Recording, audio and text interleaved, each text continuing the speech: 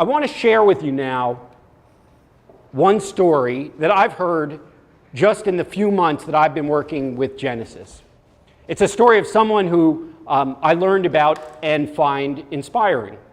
His name is Ludwig Gutmann. Ludwig Gutmann.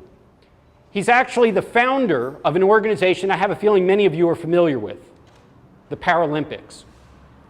So he was born in Silesia, Germany around the turn of the century, and by the year 1933 became the leading neurosurgeon in all of Germany.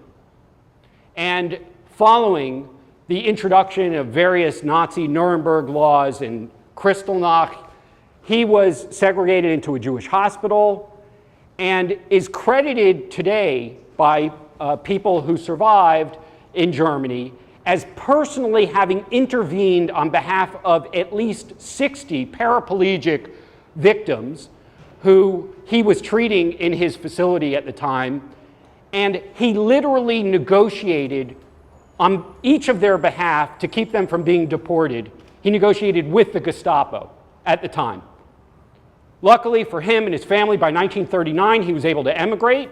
He moved to Oxford, England, and by 1939 created a center for spinal injury in the UK and Europe that became a world-class facility.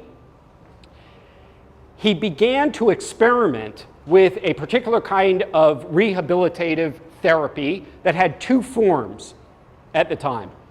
The first was the idea that there needed to be a physical recuperation from the spinal injury in order to have physical strength using the remaining limbs that the person was able to work with.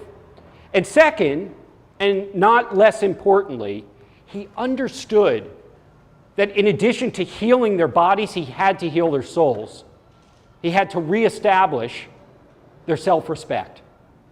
And the way he did that, the insight that he had, because many of the people that he was treating were returning veterans from the war who came back with these injuries, he understood that they were still competitive and that they enjoyed community.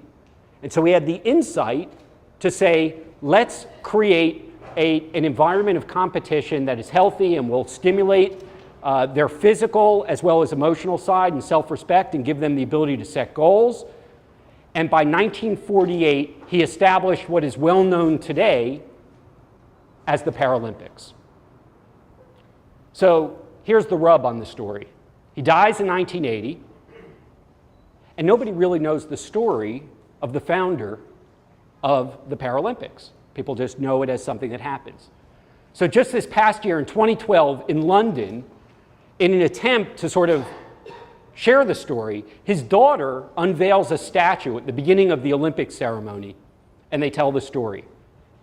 And suddenly the BBC gets interested. They decide to do a film about him called The Best of Men, and it talks about some of the backstories of people who, during the war years, went on to do some amazing things.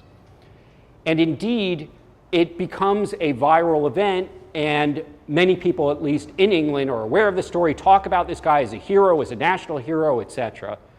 I find myself, ironically, in London on July 4th of all days, last month, and I'm sitting with one of the judges from our selection process, one of our committee members, and he starts telling me this story.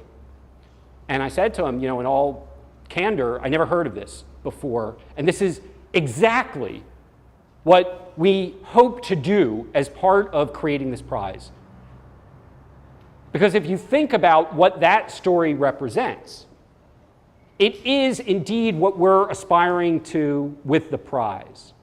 To recognize, in some cases, that a person from anywhere has the ability to inspire, and that no matter what obstacles are put in front of them, no matter who or what attempts to prevent them from achieving their goal, that if someone has the will and desire to better the world in whatever their field or discipline is, that our community will find a way not only to support them, but to celebrate their victories and to share them and to consider it something as a collective accomplishment for the community.